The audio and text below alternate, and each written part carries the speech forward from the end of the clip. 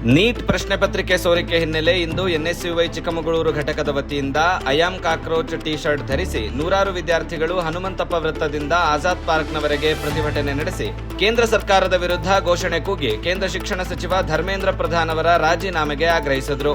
ವಿದ್ಯಾರ್ಥಿಗಳ ಬಾಳಲ್ಲಿ ಚೆಲ್ಲಾಟ ಮಾಡುತ್ತಿರುವ ನರೇಂದ್ರ ಮೋದಿ ಅವರಿಗೆ ಹೇಳಿ,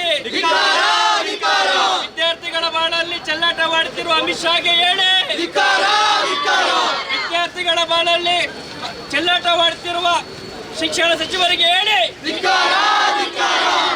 ರಾಜೀನಾಮೆ ಕೊಡಲಿ, ರಾಜೀನಾಮೆ ಕೊಡಲಿ, ರಾಜೀನಾಮೆ ಕೊಡಲಿ, ರಾಜೀನಾಮೆ ಕೊಡಲಿ.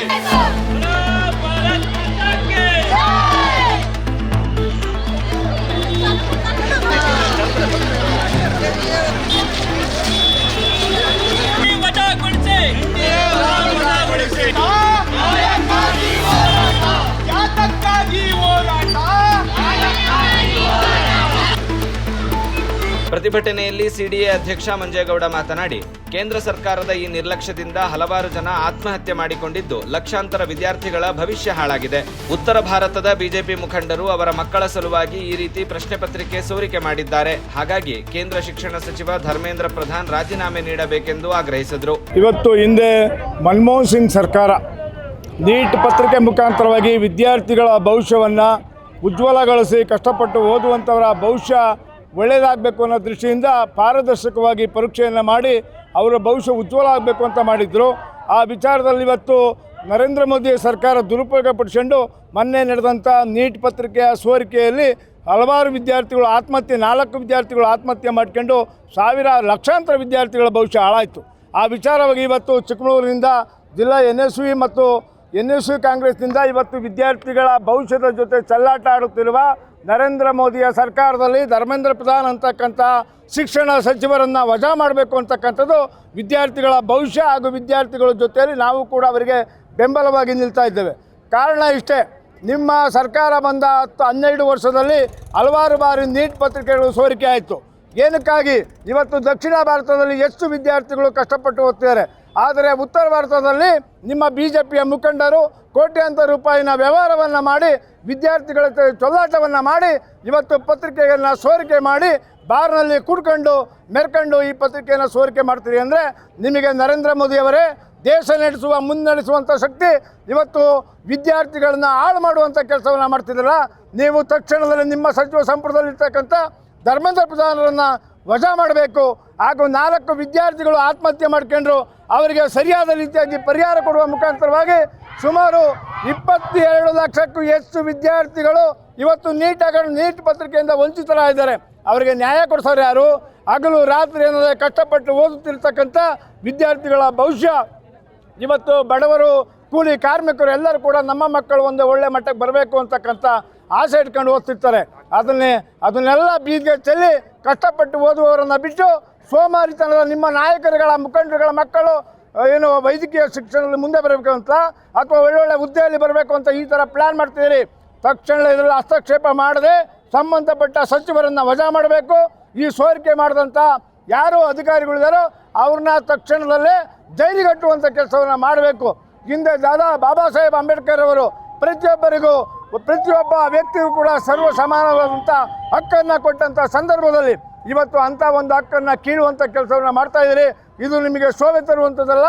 ತಕ್ಷಣವೇ ಇವತ್ತು ಧರ್ಮೇಂದ್ರ ಪ್ರಧಾನು ಏನಿವತ್ತು 22 ಲಕ್ಷಕ್ಕೂ ಹೆಚ್ಚು ಮಕ್ಕಳ ಮೇಲೆ ಏನೋ ತಾರತಮ್ಯವನ್ನು ಮಾಡಿ ಅವರ ಮೇಲೆ ಸವಾರಿಯನ್ನು ಮಾಡಿ ಬೀಗೆ ತಳ್ಳುವಂಥ ಕೆಲಸವನ್ನು ಮಾಡಿದ್ದೀರಿ.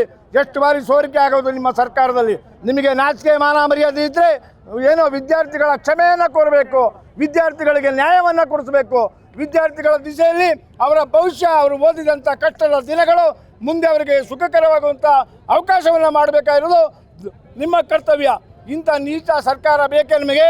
ಇಂಥ ಕೋಟ್ಯಾಂತರ ವಿದ್ಯಾರ್ಥಿಗಳ ಭವಿಷ್ಯವನ್ನು ಹಾಳು ಮಾಡೋದ್ರಿಂದ ಮುಂದಿನ ದಿನಗಳಲ್ಲಿ ತಕ್ಕ ಪಾಠವನ್ನು ಕಲಿತಾರೆ ಅಂತಕ್ಕಂಥ ವಿಚಾರವನ್ನು ತಮ್ಮ ಮುಖಾಂತರ ಹಂಚಿಕೊಳ್ಳಕ್ಕೆ ಇಷ್ಟಪಡ್ತಾ ಇದ್ದೀನಿ. ಎನ್ಎಸ್ಯುಐ ಜಿಲ್ಲಾಧ್ಯಕ್ಷ ಸುಮಂತ್ ಮಾತನಾಡಿ, ಕೇಂದ್ರ ಸರ್ಕಾರ ವಿದ್ಯಾರ್ಥಿಗಳ ವಿರುದ್ಧವಾಗಿದೆ. ಪ್ರಶ್ನೆ ಪತ್ರಿಕೆ ಸೋರಿಕೆಯಾದ ನಂತರ ಕೇಂದ್ರ ಹಾಗೂ ರಾಜ್ಯದ ಯಾವುದೇ ಒಬ್ಬ ಬಿಜೆಪಿ ನಾಯಕರು ಇದರ ಬಗ್ಗೆ ಹೇಳಿಕೆ ಕೊಟ್ಟಿಲ್ಲ. ಮುಂದಿನ ಚುನಾವಣೆಯಲ್ಲಿ ವಿದ್ಯಾರ್ಥಿ ಶಕ್ತಿ ಏನೆಂಬುದನ್ನ ಕೇಂದ್ರ ಸರ್ಕಾರಕ್ಕೆ ತೋರಿಸುತ್ತೇವೆ ಎಂದರು. 2026 ಏನು ಮೇ 3ನೇ ತಾರೀಕು ನೀಟ್ ಎಕ್ಸಾಮ್ ಪ್ರಶ್ನೆ ಪತ್ರಿಕೆ ನೀಟ್ ಎಕ್ಸಾಮ್ ಎಲ್ಲ 22 ಲಕ್ಷಕ್ಕೂ ಅಧಿಕ ವಿದ್ಯಾರ್ಥಿಗಳು ಏನು ನೀಟ್ ಎಕ್ಸಾಮ್ ಬರೀತಾರೆ, ಆ ಎಕ್ಸಾಮ್ನ ಏನು ಬರ್ತಾರೆ ಪ್ರಶ್ನೆ ಪತ್ರಿಕೆ ಸೋರಿಕೆ ಆಗಿದೆ ಎಂಬುದು ವಿದ್ಯಾರ್ಥಿಗಳಿಗೂ ಹಾಗೂ ಶಿಕ್ಷಕರಿಗೆ ಗೊತ್ತಾಗುತ್ತೆ.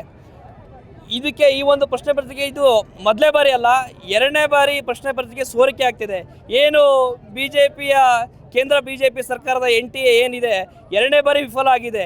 ಇದ್ರ ಬಗ್ಗೆ ಒಬ್ಬರು ಏನು ಪಾರ್ಲಿಮೆಂಟಿನ ಸಚಿವರು ಒಬ್ಬರು ಇದ್ರ ಬಗ್ಗೆ ಚರ್ಚೆ ಮಾಡ್ತಾಯಿಲ್ಲ.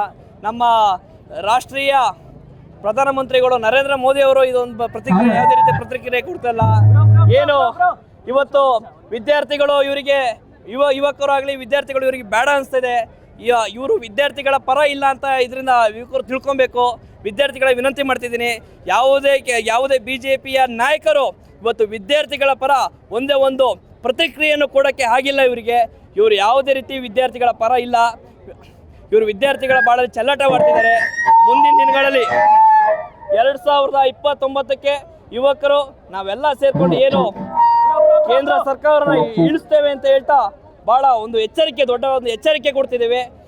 ನಮ್ಮ ಕರ್ನಾಟಕದ ಏನು ನಾಯಕರಾಗಿರ್ಬೋದು, ಏನು BJPಯ ರಾಜ್ಯಾಧ್ಯಕ್ಷರಾಗಿರ್ಬೋದು, ವಿಜಯೇಂದ್ರಣ್ಣ ಕೂಡ ಏನು ಮಾತಾಡ್ತಲ್ಲ. ನಮ್ಮ ಚಿಕ್ಕಮಗಳೂರಿನ ಏನು ರಾಷ್ಟ್ರೀಯ ಪ್ರಧಾನ ಕಾರ್ಯದರ್ಶಿಯಾಗಿದ್ದಂತಹ 2 ಬಾರಿ ಸಚಿವರಾದಂತಹ ಸನ್ಮಾನ್ಯ CT ರವಿಯಣ್ಣ ಕೂಡ ಏನು ಒಂದು ಪ್ರತಿಕ್ರಿಯೆ ಕೊಡ್ತಾಯಿಲ್ಲ. ಏನು ವಿರೋಧ ಪಕ್ಷದ ನಾಯಕರೇ ಅಶೋಕಣ್ಣ ಏನು ವಿದ್ಯಾರ್ಥಿಗಳಿಗೆ ಏನು ಒಂದೇ ಒಂದು ಸ್ಟೇಟ್ಮೆಂಟ್ ಕೊಡ್ತಿಲ್ವಲ್ಲಣ್ಣ, ಯಾಕಣ್ಣ ವಿದ್ಯಾರ್ಥಿಗಳು ಬೇಡವೇನಣ್ಣ ನಿಮಗೆ? ಮುಂದಿನ ದಿನಗಳಲ್ಲಿ 2029ನೇ ಚುನಾವಣೆಯಲ್ಲಿ ನಾವು 29ನೇ ಚುನಾವಣೆ ಏನು ಕೇಂದ್ರ ಸರ್ಕಾರ ಆಗಿರ್ಬೋದು, ರಾಜ್ಯ ಸರ್ಕಾರ ಅವ್ರು ಏನಾಗಿರ್ಬೋದು ಅವ್ರಿಗೆ ನಾವು ತಕ್ಕ ಶಾಂತಿನ ಕೊಡ್ತೀವಿ ಅಂತೇಳಿ. ಪ್ರತಿಭಟನೆಯಲ್ಲಿ ಎನ್ಎಸ್ಯುಐ ರಾಜ್ಯಾಧ್ಯಕ್ಷ ಕೀರ್ತಿ ಗಣೇಶ್ ಸೇರಿದಂತೆ ಎನ್ಎಸ್ಯುಐ ಪದಾಧಿಕಾರಿಗಳು ಹಾಗೂ ನೂರಾರು ಕಾರ್ಯಕರ್ತರು ಉಪಸ್ಥಿತರಿದ್ದರು. ಐಸಿರಿ ಟುಡೇ, ವಾಯ್ಸ್ ಆಫ್ ಡೆಮೋಕ್ರಸಿ.